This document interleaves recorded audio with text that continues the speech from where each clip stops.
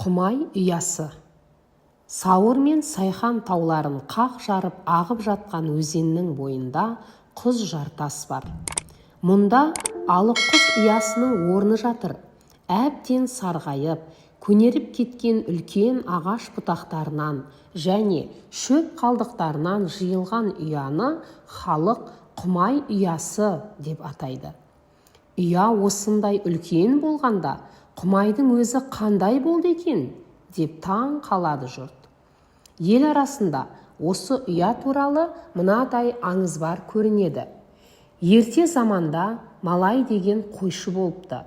Бір күні оны Құмай деген алып құс көтеріп, қалың құз жартастың ішіндегі балапанына әкеліп тастапты.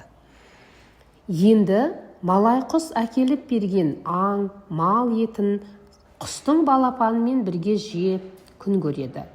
Шыңыраудан қалай шығудың амалын ойластыра бастайды. Күз келіп, балапан өсіп, ер жетеді. Бір күні Малай құстың екі аяғына арқанды байлайды.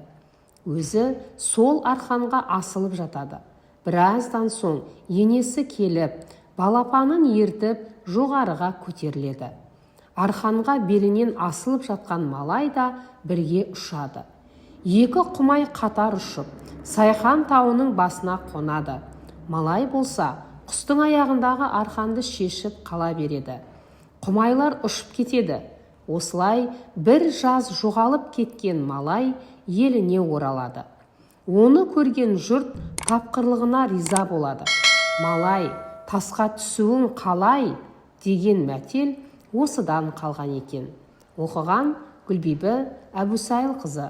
Ұнаса лайк басып, арнама тіркеліп кетуді ұмытпаңыз.